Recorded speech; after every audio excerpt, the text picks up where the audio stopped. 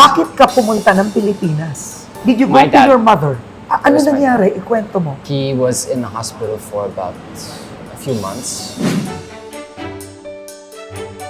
Are you still managing talent? We are still managing talent. Yes. Pero you have your own career. How could you manage careers? Has Liza Soberano reached out to you to apologize or explain? Have you and Nadine ever seen each other in public? What do you do? Are you civil?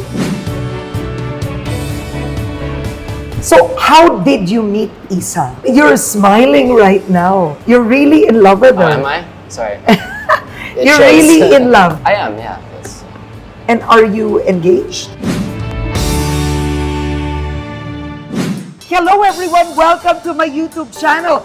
We are in Ermita, Manila with the one and only James Reid. Thanks for Hello, being everyone. with Thank you me for having me. today. Thank you so much. And you know, James is taking us to a place that is close to his heart. Yes. Why very did you close. choose to take me here? I wanted you to see and visit Bahay Aruga. It's a halfway house for cancer patient kids. And matagal ka nang tumutulong dito? You've Mga been involved with them. 4 years, 5 years. How did you find them? Actually, I have Mariah to thank. Yeah. This here is Mariah. Say hello, say hello. Yeah, I'm so sorry. But she introduced me to Bahay Aruga. Yeah. We organize a little event here for the kids, bring donations, and I like to play with them. Wow. Itong paborito ni James. Alright? So, tingnan natin, katok tayo. Let's see, let's see. Ay! Oh my God! Talagang kilala po siya dito. Ang sweet! Thank you. Salamat. Welcome back, Sir James. Yes, Thank you thank so you. much. Welcome back, sir. I'm Karen.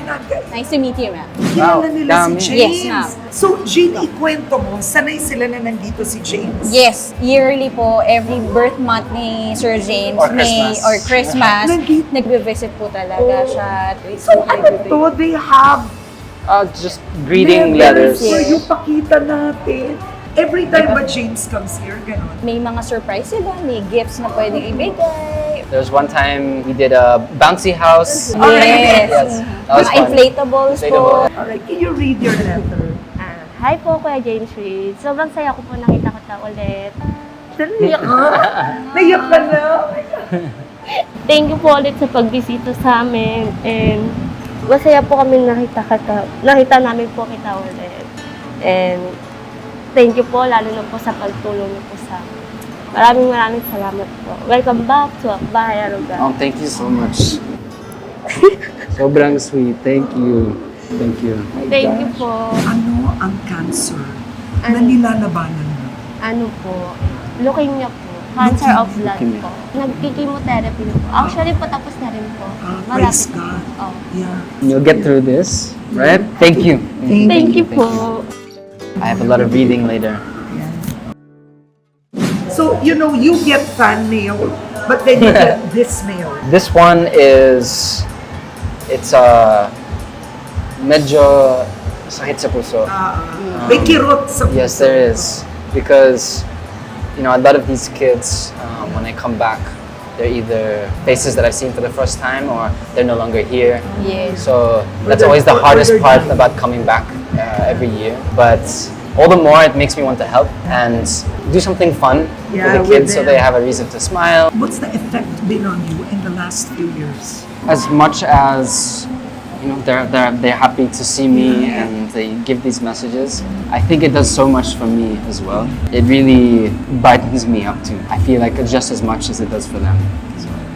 So Jean, should we give Karen a tour? Yeah, Sure I po. want to see. Okay. Sige po. Because you've been here so many times, so you've seen it Yes. all. Yes, yeah. So may mga improvements na rin, sir. Hello, hello. Hello, kakanta kay James. Babalik kami! Welcome back. Our dearest visitor, James. Oh, wow, thank you so much. Thank you. Okay, so saan tayo? Here po, ma'am, yung mga rooms po. So, here po yung kanilang dining area where they usually have yung kanilang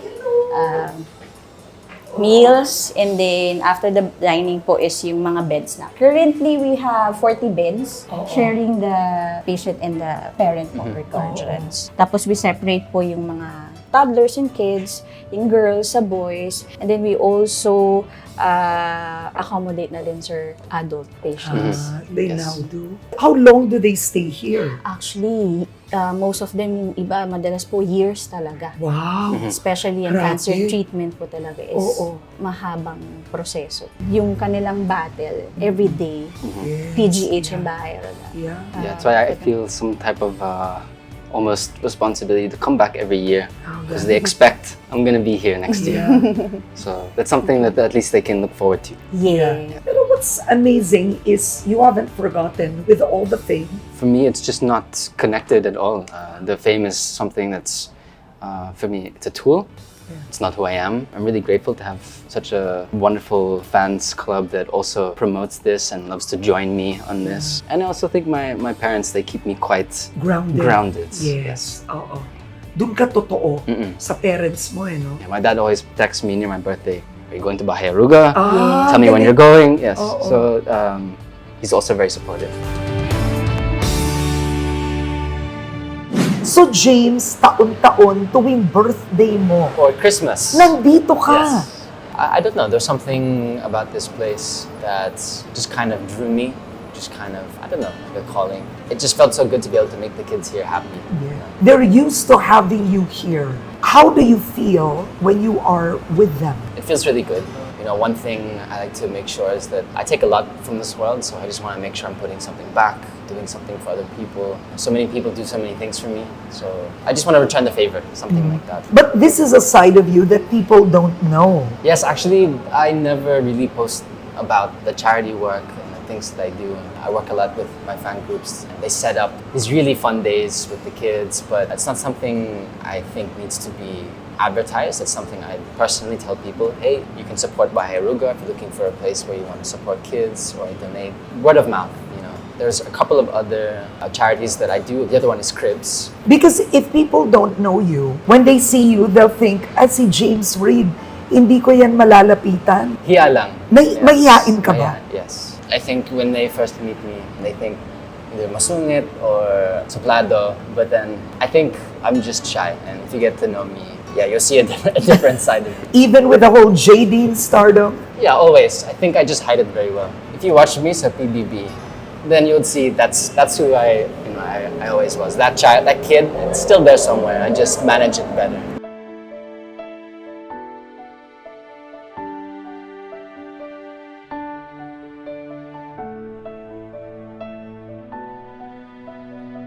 When you look back at the J. Dean phenomenon, it is the model for many love teams. Yeah, it was, like you said, a phenomenon. Yeah.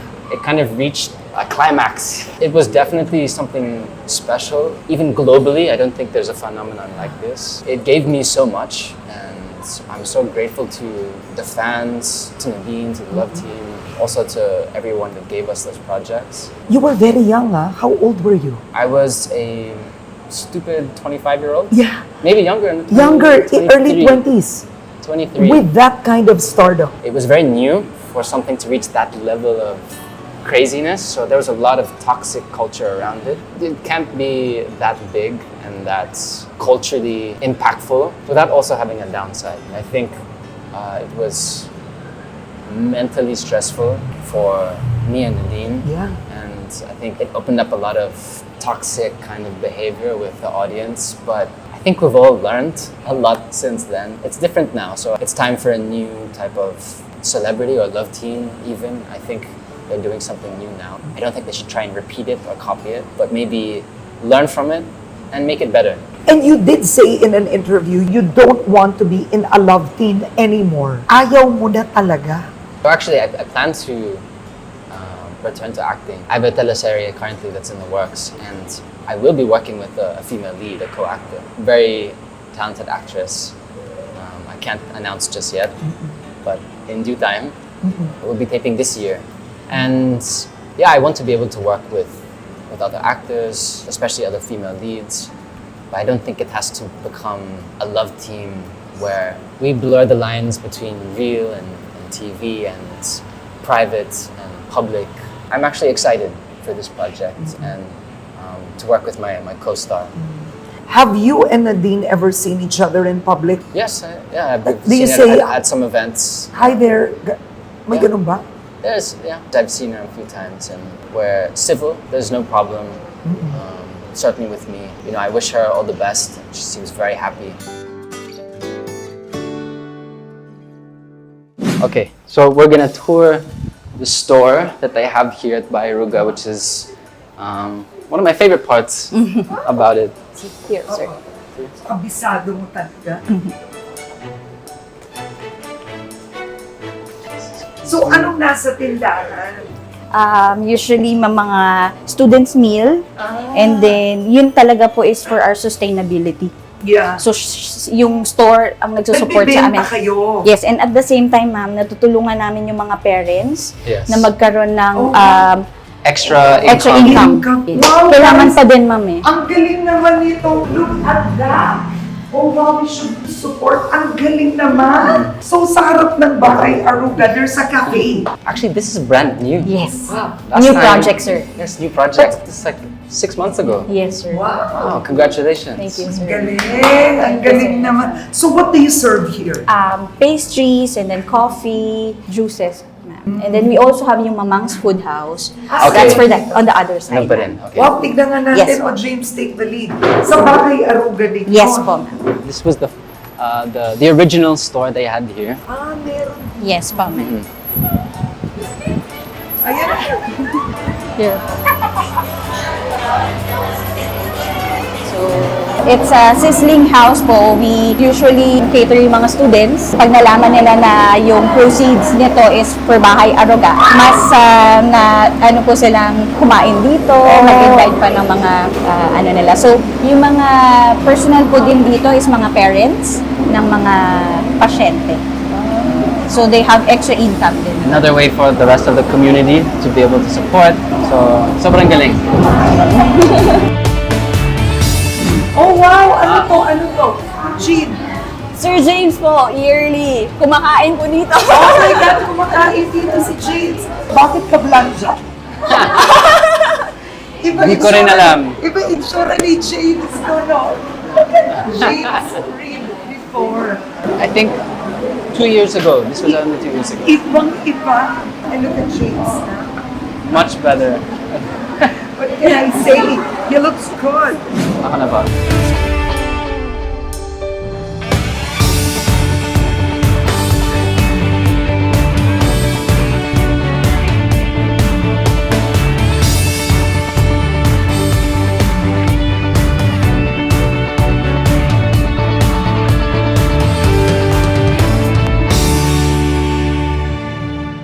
You've started your own management firm, right? Yes. Tapos naloko ka ng partner mo. Anong natutunan mo dun?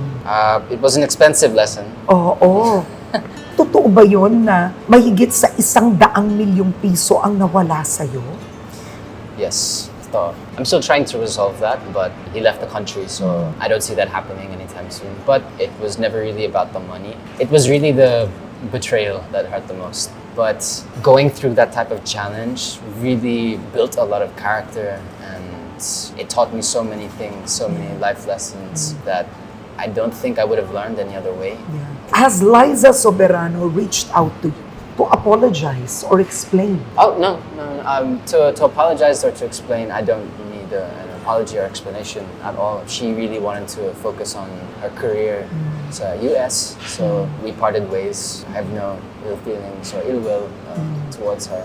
I'm very happy for her. I'm proud of everything she's achieved sa US. Wala kang bitterness. I don't like living with bitterness. Life is so much sweeter when you're positive and you don't hold on to any negative feelings. So, may tao bang hindi mo pa napapatawan? No, I don't think so. After all of that, I kind of feel sorry for him. I feel like he was doing what he thought was right, but honestly, he was just using people. Yeah, it's just not acceptable. I don't think he should be near me or anyone in this country, but I still feel some sort of sympathy. I hope that he figures out his life, do business without stepping on people. Careless is still on, right? Yes, Are you still managing talent? we are still managing talent. Yes. Pero you have your own career. Yes. Hindi ba ang hirap nun? James Reid is back.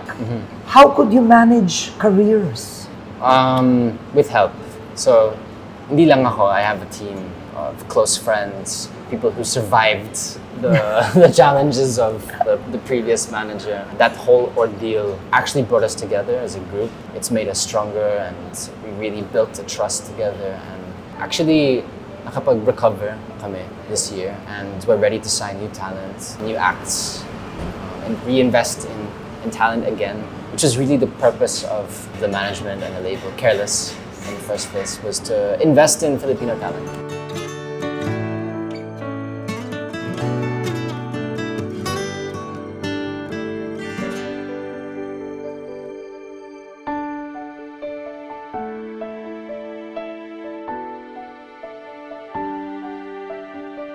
What has changed with you today? I can say I think I'm in the happiest time of my life. Yung music career ko is doing quite well, and I've always loved music, and I really took a break from acting to pursue my dreams with music, and I'm super grateful at how the fans have been supporting. This project with TJ Monterde, this is exciting. Etong pahinga, saan to papunta? TJ really is the perfect person to work with for Pahinga. His music, his writing, his messaging is very wise when it comes to love and relationships. And the song really is about a very mature kind of love. So, nagpahinga ka, at Nagpahinga. ngayon, may kanta ka ng pahinga. Yes.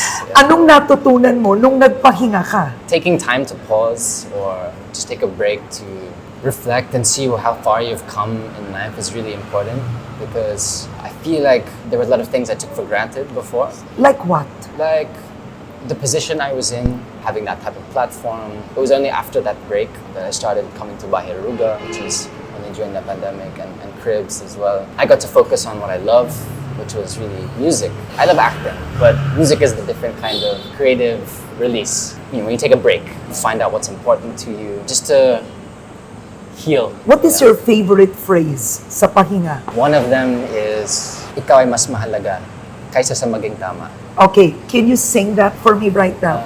Ikaw ay mas mahalaga kaysa sa maging tama. You are more important than it is to be right. Then it is to be right. Sometimes you just want to be right, even if it comes at the expense of your partner. You realize this argument is stupid. I don't care about being right. In fact, you're more important than this argument right now. And I think that's been a secret to a very strong relationship. So, that song was for Isa. Oh yes, siya talaga yung inspiration for a lot of the songs I've written. Actually, all of the songs I've written, recently. So, how did you meet Isa? I think the first time we met was at my movie premiere. This was years ago. Kasi close kami ni Yasi, yung kapatid niya. But we didn't start getting close until we went to LA. Dinala ko yung mga artists, careless artists to the US to learn from producers there, learn from artists, train with music. That's when things started to, how do I put this? Heat up. You're smiling right now. You're really in love with Oh, her. am I? Sorry. It You're shows. really in love. I am, yeah. Yes. And are you engaged? Where did you hear that? I'm just asking.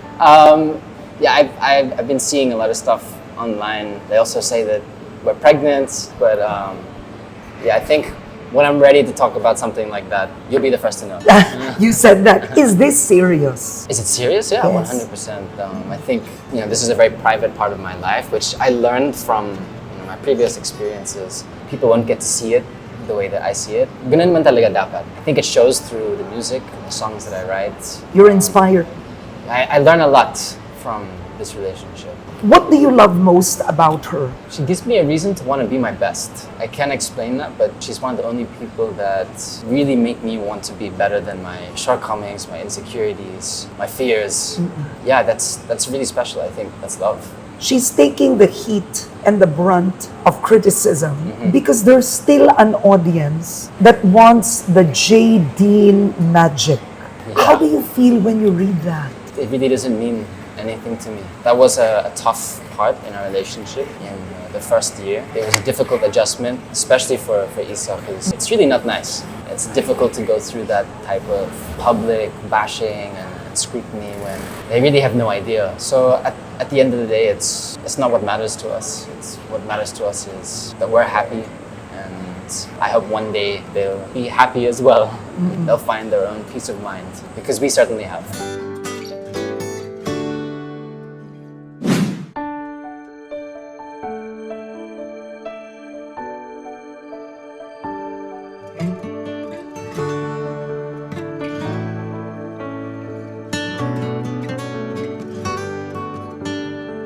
What about your parents, no?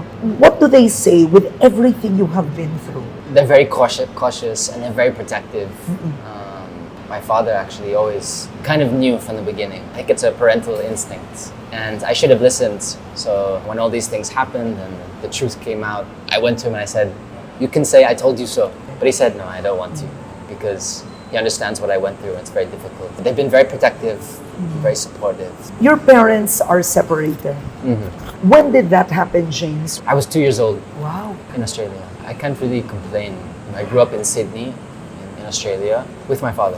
But I would visit my mom in Cavite once a year. So I was very exposed To the hardship in the hardship in the Philippines. Philippines, to the poverty, to the living conditions, but also exposed to the Filipino spirit and positivity and resilience. So I was exposed to that at a very young age. So that's why, even though we had financial problems, Australia, and with a downgrade, and there was a point where mahirap talaga kami sa Sydney, I just couldn't complain because I saw how it is here in the Philippines, and I saw how positive and how friendly and how hospitable Filipinos are. That really gave me a perspective not to take what I had in Australia for granted. Kahit nahirapan kami sa Sydney, it's nothing like poverty here in the Philippines. So I can still say I'm definitely more blessed.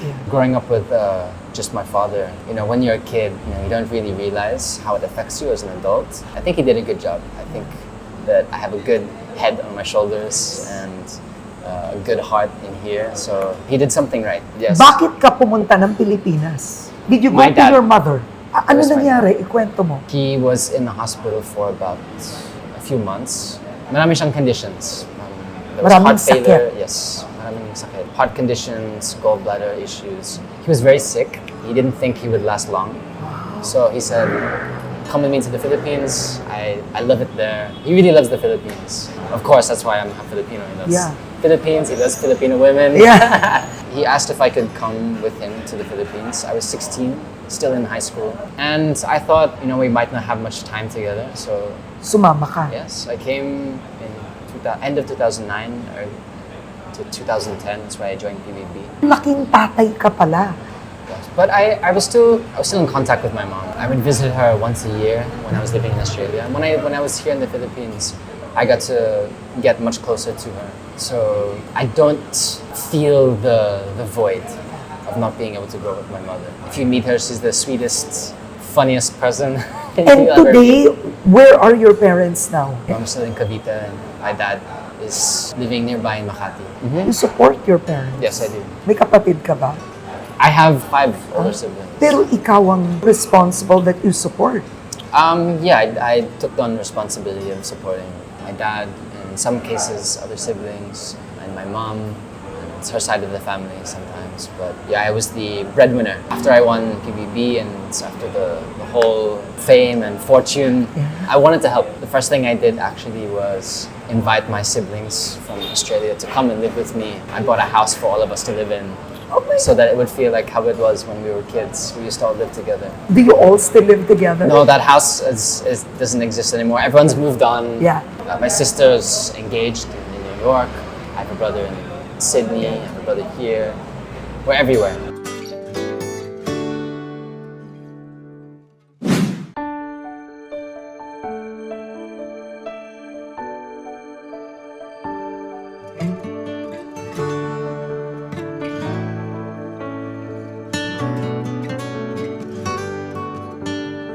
What is your message to your fans? I'm still forever grateful for all the support, and it brought me so many things, and it opened so many doors and so many opportunities for me. So I'm still, eternally grateful to all of the supporters. I would be nothing without them. But I'm in a different part of my life, and there's things, that I'm a fan of that I can't move on from in the past. So I understand, I understand. James, you have clearly matured. I think that's how it should be. I think that's just life. It's either you learn or you don't. It's either you grow or you don't. It's either you move forward or you stay in the same place. I think that's just how I see things. What is your biggest dream? One thing I want to No achieve, holds barred. my biggest goal is to be a father someday. Yeah. I think that's taken over my priority list as something that I want to do and be very good at. When did this happen? Recently. Recently. That's something that my current relationship with Lisa's kind of brought out in me. Do you have a life mantra, a life lesson that you hold dear to your heart? At the top of my head, I do have a mantra that I started a few years back. It's something I repeat when I'm meditating, something I repeat in the morning, or if I'm confused about my decisions, I remember my mantra is to be healthy, wealthy, and wise. Healthy, of course, physically, because if I'm not healthy, then I can't enjoy life to the maximum. Wealthy, not in terms of money, but in terms of heart, relationships. Wealthy in terms of abundance in my life and being able to Joy. create music. That's what I mean by wealth. And wise. If I'm not learning from what I'm doing, my mistakes in the past, I'm just doomed to repeat them. So wisdom is in any challenge or any issue or shortcoming, I think, is the goal.